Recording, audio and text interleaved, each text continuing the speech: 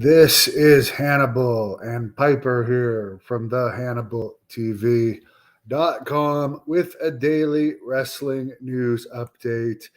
Raw had their big season premiere episode last night featuring DX and the return of Gallows and Anderson, which I'd be curious to know what they re-signed for, because apparently, as I move over so you can see my YouTube plaque, apparently the main reason they were released before is because they had signed them for $750,000 a year, and they didn't want to remain committed to that price because they didn't feel they were worth that price, similar to they had oversigned Bray Wyatt and Braun Strowman.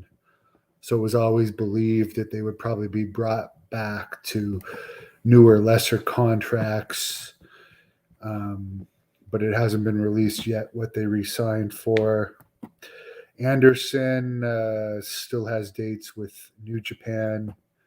He's some sort of champion there, but I couldn't tell you what because New Japan bores the hell out of me, and it's at one of their all-time lows in popularity these days. In other wrestling news, apparently PW Insider is reporting that Bray Wyatt will be exclusive to SmackDown, and Anderson and Gallows will be exclusive to AJ Styles' group on Raw. And by the way, in case you didn't know, I once defeated AJ Styles 2 times in one night. Speaking of New Japan, when he was New Japan Pro Wrestling IWGP champion. So you could say I am the uncrowned New Japan Pro Wrestling champion. I should have just taken the belt. He actually was pretty damn fast to go out of the ring and take that belt after I beat him the second time, and you could actually even see that on the video. Ivan says the announcers were awkward last night. Oh yeah, that announcer was awkward. That new announcer, somebody said it doesn't matter what they look like. I mean, to me, Bobby Heenan and Jesse Ventura were my two favorite announcers, and they had unique looks about them. 0.55 rating for a season premiere where you're bringing back DX. I mean, if you want to celebrate that and think that's great, that's fine. I don't remember in the Attitude Era them ever having a rating under a 3. Maybe they did, but if they did, I don't remember it. Chris, I have to admit, Bray Wyatt's return was cool.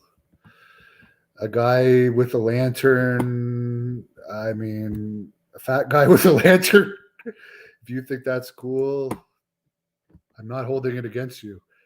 I would rather watch other stuff these days and just comment on it.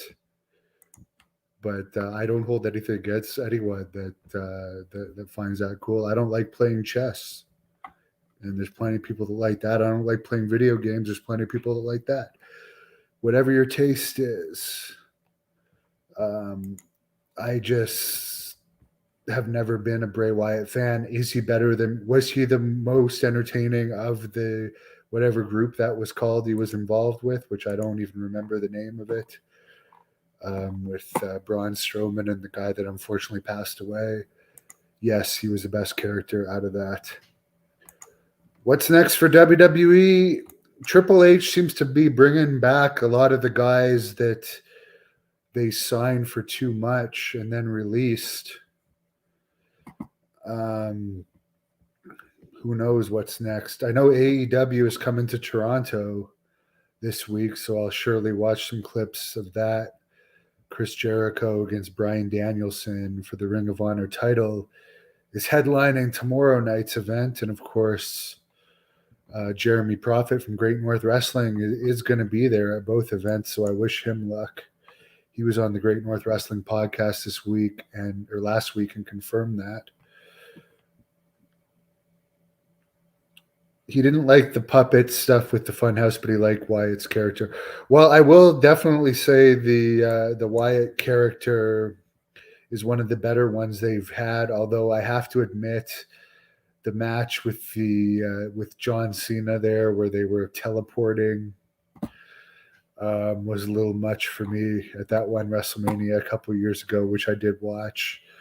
But again, I'm not hating. He's one of the most over wrestlers today. He's not breaking any attendance records, but they're definitely breaking revenue records in WWE. So I'm glad he's back. And it'll be interesting to see if they put Bo Dallas with him, who is his real brother, because there was pictures of him backstage with IRS's father, Irwin R. Shyster, Mike Rotundo, and Bo Dallas after the Extreme Rules pay-per-view. I'm always around. Sometimes I'm around more than others. But yes, I try and do the news whenever there's news, and I will continue doing that because I know you guys like that. So there you go. And I appreciate all your support. We're kicking ass. We're almost at 340,000 subscribers. We should hit that hopefully by November. So I appreciate the continued growth of this channel. We are by far the most popular wrestling YouTube channel based in Canada, and I love you guys for it. Have a great night. Thank you for watching the Hannibal TV. Please like this video if you enjoyed it, and click the subscribe button to not miss any of our latest shoot interviews, match videos, or news updates.